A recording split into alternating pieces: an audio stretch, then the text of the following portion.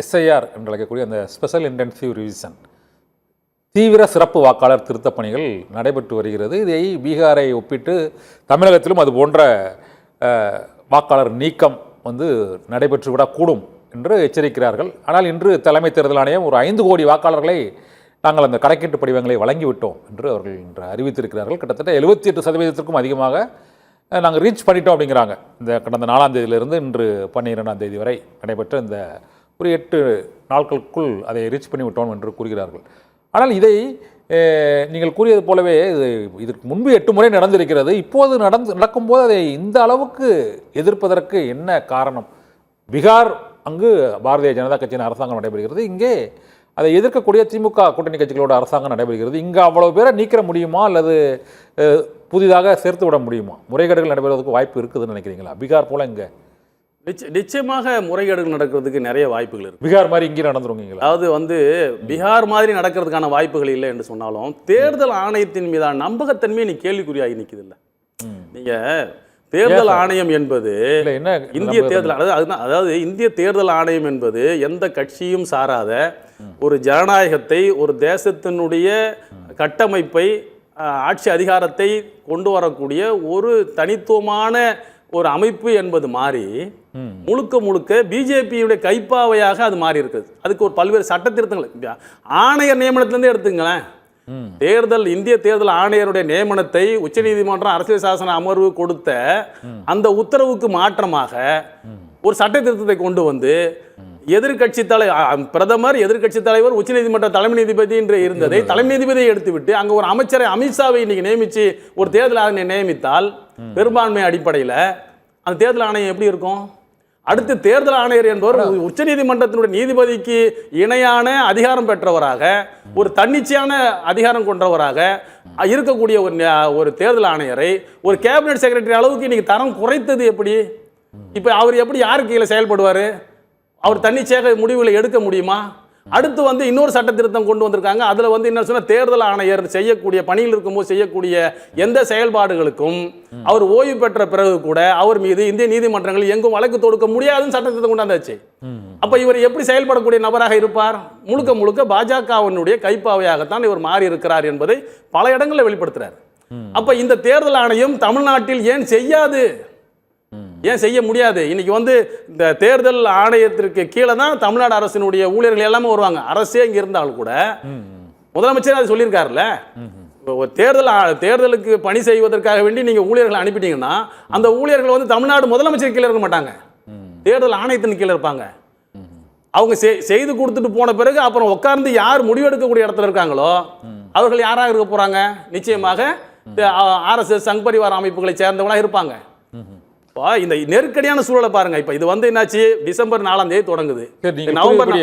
நீங்க கூறியபடி இந்த தேர்தல் ஆணையம் அது பாரதிய ஜனதா கட்சிக்கு சாதகமான ஒருத்தரை ஆணையராக, தலைமை தேர்தல் ஆணையராக நியமிப்பதற்கான அந்த சட்ட திருத்தங்கள் இவற்றை அமல்படுத்தி இருக்குது என்று கூறுகிறீர்கள்.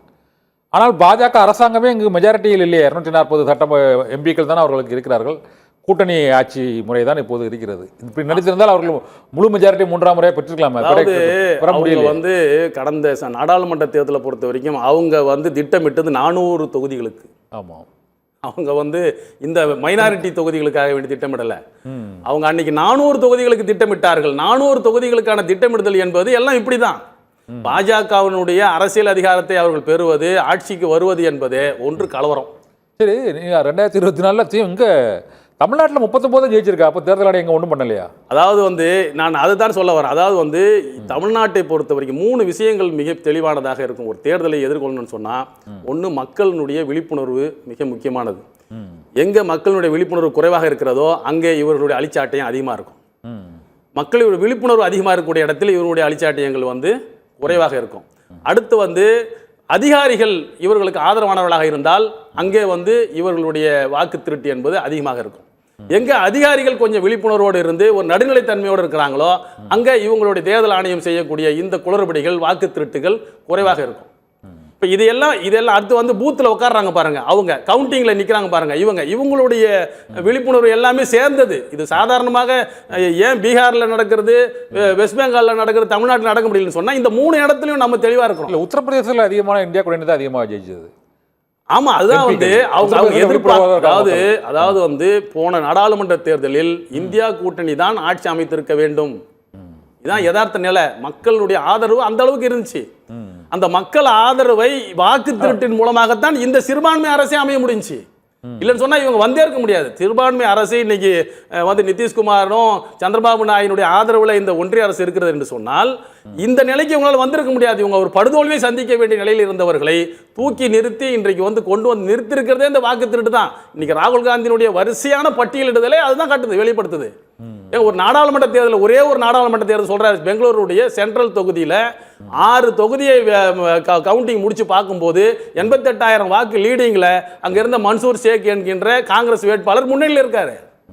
மகாதேவபுரான்ற ஒரே ஒரு ஆட்சி தானே இருக்குங்க, அங்க காங்கிரஸ் ஆட்சி தானே இருக்குது, ஆட்சியே ஆட்சி தான் இருக்கிறது. நான் சொன்ன இந்த அளவுகளை நீங்க வச்சு பாருங்க. சரி, இதுக்கு எதிரான வழக்குகளோ அல்லது நேரடியான அந்த அஃபிடவிட்டோ தேர்தல் ஆணையத்தில் அந்த முறைகேடு நடந்த தொகுதிகள் குறித்த முறையான புகார்கள் இல்லை, இவர்கள் நேரடியாக மக்களிடம் புகார் தெரிவிக்கிறார்கள் என்று அந்த ஞானேஷ்குமார் தலைமை தேர்தல் ஆணையர் தெரிவிக்கிறார். ஒன்று. ரெண்டாவது, தலைமை தேர்தல் ஆணையம் இப்போ வந்து அவர்களுக்கு நோட்டீஸ் அனுப்பியிருக்கிறாங்க. இந்த குறுகிய காலத்தில் இந்த எஸ்ஐஆர் பணிகள் பண்ணுவது தொடர்பாக விளக்கம் அளிக்குமாறு தலைமை தேர்தல் ஆணையம் வந்து தலைமை தேர்தல் ஆணையருக்கு உச்சநீதிமன்றம் நோட்டீஸ் அனுப்பியிருக்கு. இது போன்ற சட்ட ரீதியான நடைமுறை வழிமுறைகள் இருக்கிறது அல்லவா? இதில் என்ன பெரிய அளவில் முறைகேடுகள் சட்ட ரீதியான நடவடிக்கைகள் நடந்து கொண்டிருக்கிறது? ராகுல் காந்தி தெரிவிக்கும் குற்றச்சாட்டுகள் அரசியல் ரீதியாக இருக்கிறது, அது சட்ட ரீதியாகவோ ஆவணங்கள் ரீதியாகவோ இல்லை அப்படிங்கிறது அவங்க தரப்பு குற்றச்சாட்டா இருக்குது. ஆதாரபூர்வமான குற்றச்சாட்டு வைக்கிறார். இது எதையாவது மறுக்கப்பட்டிருக்கிறதா? எந்த இடத்துலலாம், அதாவது ஒரே ஒரு வீட்டில் 2 மறுத்திருக்கிறார். ஒன்று, பிளாட்ஃபார்ம், இந்த முகவரி இல்லாதவங்க வாக்காளர்கள் ஒரே இடத்தில் பல வாக்காளர்கள் இருப்பது வந்து அதுக்கு அடுக்குமாடி குடியிருப்புகள், அதுக்கு வந்து நிரூபிக்கப்பட்டிருக்கு அப்படின்னு சொல்றாரு. அதில் நிரூபிக்கப்பட்டிருக்குல்ல, போய் பார்த்து ஊடகங்களே நேரடியாக போய் விசாரித்த போது அது உண்மை என்று நிரூபிக்கப்பட்டிருக்கிறதா இல்லையா? அதுக்கு பதில் சொல்ல வேண்டிய கடமை, பொறுப்பு தேர்தல் ஆணையத்திற்கு இல்ல. அதையும் பதில் சொல்ல மறுக்கிறாங்க. இப்போ 65 லட்சம் வாக்காளர்களை நீக்கினாங்களே, ஏன் நீக்கப்பட்டவங்களுடைய பட்டியலை கொடுங்க உச்சநீதிமன்றம் கேட்டப்ப ஏன் கொடுக்கல? அதுக்கப்புறம் 12 லட்சம் வாக்குகளை எப்படி இணைச்சிங்க? 65 லட்சம் வாக்குகள் நீக்கப்பட்ட பிறகு பீகாரில் அதிகமான வாக்குப்பதிவு, இதுவரை வரலாற்றில் இல்லாத அளவுக்கு வாக்குப்பதிவு அதிகமாக நடந்திருக்கு.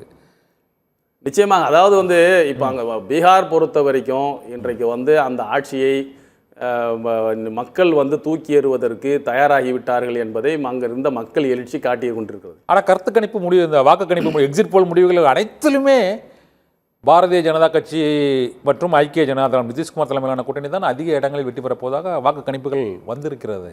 அதாவது வந்து இன்றைக்கு ஊடகங்களுடைய நிலைமை என்ன இருக்கிறத பற்றி நம்முடைய தேஜஸ் யாதவ் அவர்கள் பத்திரிகையாளர்கள் பற்றியில் பேசியிருக்காரு. இந்த ஊடகங்கள் எப்படிப்பட்ட வடமாநில ஊடகங்கள் வந்து முழுக்க பாஜக பாசம் கொண்டதாக, பாஜகவினுடைய கைப்பாவையாக இன்றைக்கு ஊடகங்கள் மாறி இருக்கிறது என்பதை சொல்லி, அந்த செந்தூர் அட்டாக் சம்பந்தமான அந்த பிரச்சனையை சொல்லி, ஆமாம், அந்த நேரத்தில் நடந்த ஊடகங்கள் எப்படியெல்லாம் பேசியது அப்படின்றத கொஞ்சம் யோசனை பண்ணி பாருங்கன்றதெல்லாம் அவர் பேசியிருக்காரு. அடுத்து வந்து அவர் அதாவது வந்து நம்பிக்கை தெரிவிக்கிறார், நாங்கள் தான் ஆட்சி அமைக்க போறோன்றது தேஜஸ் யாதவ் நம்பிக்கை தெரிவிக்கிறார். அதே நேரத்தில் இவர்கள் வந்து வாக்கு திருட்டில் ஈடுபட்டிருக்க மாட்டார்கள் என்பதை நம்மால் உத்தரவாதத்தோடு சொல்ல முடியாது. இவ்வளவு நடந்த பிறகும் கூட நிச்சயமாக பல்வேறு வழிகளில், ஏன்னா அங்க விழிப்புணர்வு தமிழ்நாட்டின் பார்க்கும்போது ஒப்பீட்டு அளவில் மிகவும் மோசமான ஒரு மாநிலம், இன்னைக்கு இந்தியாவிலேயே அடித்தளத்தில் இருக்கக்கூடிய ஒரு மாநிலம் பீகார். அப்ப அங்க வந்து மக்கள் விழிப்புணர்வுன்றது ரொம்ப குறைவு. அதனால இவர்கள் வந்து வாக்கு திருட்டில் ஈடுபட்டிருப்பதற்கும் மிக மோசமான ஒரு ஜனநாயக விரோத செயல்களில் ஈடுபட்டிருப்பதற்கும் நிறைய வாய்ப்புகள், எதிர்ப்புணர்வு மக்கள்கிட்ட இருக்குன்னு நினைக்கிறீங்களா? இவ்வளவு வாக்காளர்கள் நீக்கப்பட்டு அந்த எதிர்ப்புணர்வு இருந்து கருத்து கணிப்பு முடிவுகள்லாம் மாறுவதற்கான வாய்ப்பு இந்த அளவுக்கு பிரச்சனைகள் வந்து தமிழ்நாட்டில் இருந்தால் தமிழ்நாட்டுடைய சூழல் வேறு. 65 லட்சம் வாக்காளர்கள், அதாவது வந்து உயிரோடு இருப்பவர்களை எல்லாம் மரணித்து விட்டார்கள், வாக்கு நீக்கிட்டாங்களா இல்லையா? இறந்து போனவர்களோடு ராகுல் காந்தி டீ குடிச்சாரா இல்லையா? தேநீர் அருந்தினார் இல்லையா? அப்ப இது போன்ற ஒரு சூழல்லாம் தமிழ்நாட்டில் இருந்தால் தமிழ்நாடு பொங்கி எழுந்திருக்கும். தமிழ்நாட்டினுடைய கல்வி அறிவும் இதனுடைய விழிப்புணர்வும் வேறு. ஆனா பீகார் அமைதியா தான் இருந்துச்சு, பெரிய லெவல்ல எதிர்ப்புகள் இல்ல. ஆனா மகாராஷ்டிராவில் அந்த நேரத்தில் ஆதரவு இருந்துச்சு, மக்கள் மத்தியில் ஆதரவு இருந்துச்சு. இன்னைக்கு மகாராஷ்டிராவில் இந்த ஓட்சோருக்கு எதிராக மிகப்பெரிய போராட்டங்கள் அங்கே நடந்துகிட்டு இருக்கு. உத்தவ் தாக்கரே ஆகட்டும், அவர் இன்னொரு சிவசேனாவுடைய அமைப்பை சேர்ந்தவங்களும் இன்னைக்கு மிகப்பெரிய அளவில் மகாராஷ்டிரா அரசுக்கு எதிராக பிஜேபி ராஜ் அரசுக்கு தாக்கரே பண்றாரு. ஆமா ராஜ் தாக்கரேவும் இன்னைக்கு மிகப்பெரிய போராட்டங்கள் நடத்திட்டு இருக்காங்க. எதிர்ப்புகள் என்பது கடுமையாக இருக்கிறது. இன்னைக்கு ஊடகங்கள் அதை வெளிப்படுத்த மறுக்கிறார்கள். ஊடகங்கள் முழுக்க ஊடகங்கள் தான் எல்லாமே ராகுல் காந்தி அந்த ஓட்சோர் பத்தி கொடுக்கும்போது எல்லா ஊடகங்களும் தான் அதை வெளியிட்டது. இப்போதும் அந்த அதாவது வெளியிடுறாங்க. அதுதான் ராகுல் காந்தி சொன்னாரு, ஒரு நாள் செய்தியோடு அது முடிந்து விடுகிறது. ஒரு நாளுக்கு செய்தியை வெளியிடுறதல்ல ஊடக அறம். ஒரு ஜனநாயக நாட்டை பாதுகாக்கக்கூடிய மிகப்பெரிய பொறுப்பு ஜனநாயகத்தினுடைய ஒரு தூணான ஊடகத்துக்கு தானே இருக்கு. ஏங்க ஒரு மக்களுடைய நம்பிக்கையை இன்னைக்கு அசிச்சு நாசம் பண்ணிட்டோம்ல, ஜனநாயகத்தின் மீது நம்பிக்கையே போகுதில்ல. அப்ப நீங்க அந்த நம்பிக்கையை காப்பாற்றணும். இல்ல ராகுல் காந்தி பொய் சொல்கிறார் என்பதையாவது நீங்க வெளிப்படுத்துங்க.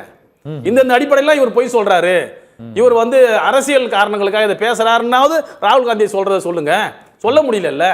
அப்ப இந்த தேர்தல் கமிஷன் இந்த அளவுக்கு செயல்படுது, தேர்தல் கமிஷனுடைய செயல்பாடு முழுக்க பாஜகவுக்கு சார்பாக ஆகிவிட்டது என்பதையாவது மக்களிடத்தை கொண்டு போய் சேர்க்க வேண்டிய ஒரு பொறுப்பும் கடமையும் அந்த அறம் இருக்கணும்ல. அந்த ஊடகத்திட்ட அந்த அறம் இல்லைல்ல. ஒரு நாள் செய்தியை போடுவதற்கா